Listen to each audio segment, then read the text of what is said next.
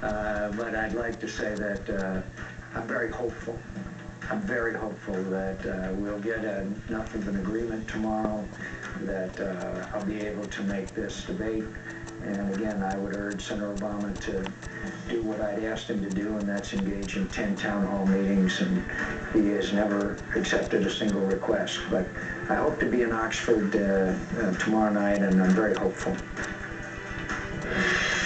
Looks like it's going to happen.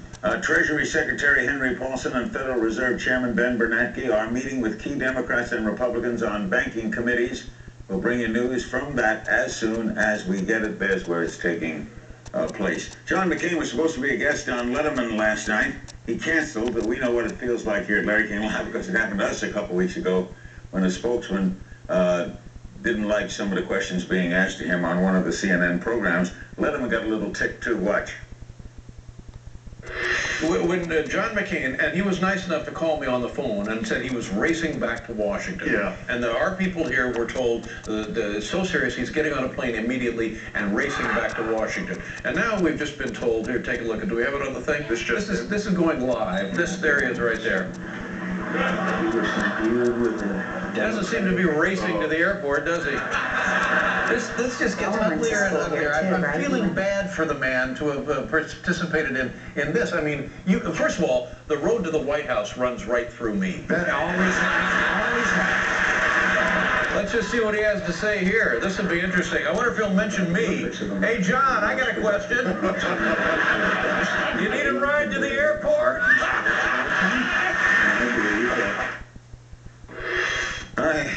Hillary, do you think McCain was badly hurt by that, or is just passing trivia?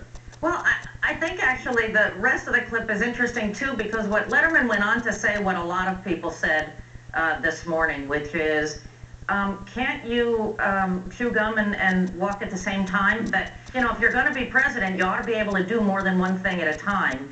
If there's going to be a crisis, you got to face up to it.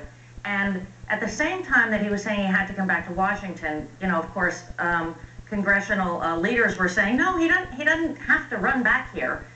Things are moving along. But we should go back just to the bigger picture. It's possible that John McCain comes out tomorrow and says, no matter what happens, I'm going to be against this thing. And, you know, if that happens, there probably won't be any bill, because if somebody is going to start to play politics with this, there's no reason for the Democrats to clean up this mess, for Barack Obama to take this on. Everybody's unhappy about this. And so really, it's going to take sort of the grown-up John McCain to come back to the table and say, you know what, you've met the principles I laid out earlier in the week, you know, maybe we ought to do this. Yeah. If he doesn't, I think it falls apart. Kevin, do you think, based on what we just saw the Senator McCain say, it looks like we're going to have a debate, doesn't it?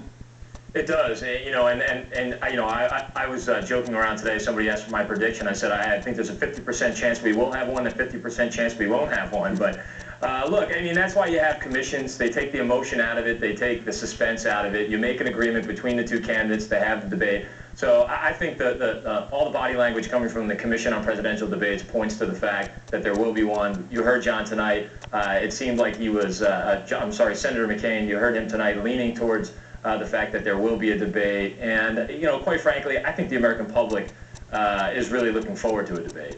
Don't you agree, Paul, this has to happen in a sense? I think it does. And in fact, I would argue to Senator McCain and Senator Obama, Obama's committed to the debate no matter what. He says he's going to Ole Miss, that the most important thing they can do is not to go to meetings at the White House and gum up the process with the men and women who've been negotiating this for weeks, but to publicly debate the issues. Get it out of the closed doors. Some people got to meet behind closed doors. They're the workhorses of the Senate and the House.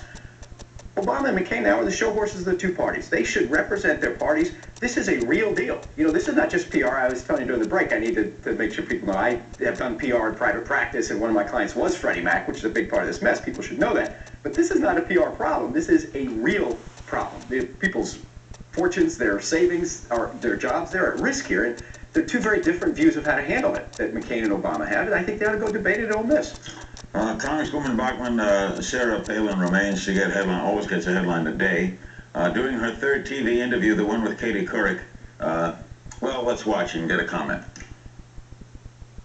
You said, quote, John McCain will reform the way Wall Street does business. Other than supporting stricter regulations of Fannie Mae and Freddie Mac 2 years ago, can you give us any more examples of his leading the charge for more oversight? I think that the example that you just cited with his warnings 2 years ago about Fannie and Freddie, that's paramount. That's more than a heck of a lot of other senators and representatives did for us. So I'm just going to ask you one more time, not to belabor the point, specific examples in his 26 years of pushing for more regulation. I'll try to find you some and I'll bring them to you.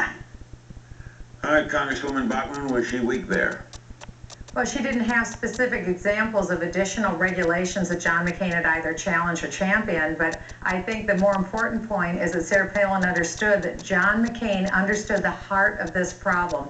It's Fannie Mae and Freddie Mac. All roads lead to Fannie and Freddie. And John McCain 3 years ago stood on the well of the Senate and told the American people and his colleagues this was a huge problem. He clung the bell. What was Barack Obama doing? He was busy penning his second autobiography because I guess one just wasn't enough. So John McCain was on the ready, sounding the call. Would that his fellow senators would have listened to him, and would that they would have stopped Fannie and Freddie before this meltdown occurred. John McCain was right. Actually, I don't know, with all due respect to the Congresswoman, John McCain actually didn't do anything in the entire last Congress. He didn't introduce a single bill affecting the banking or regulatory structure of Fannie or Freddie or of the banking industry. Barack Obama introduced 5 pieces of legislation to deal with this problem, and he made it several key cornerstones of his campaign on this same issue. So this notion that somehow he's been there all along is I think it's real clear. The one who has been sounding the call and the one who has been actually trying to do something about this was John McCain, far earlier than Barack Obama was. Remember, it was Barack Obama who hired for his vice presidential search committee the former head of the Freddie and Fannie. So, you know, Barack Obama has a lot of associates that were right in the middle of this, and this doesn't look pretty for Barack Obama. Let me get a break. We'll come back with more. Paul Begala, Michelle Bachmann, Hillary Rosen, Kevin Madden, and Chris Rock still to come. Don't go away.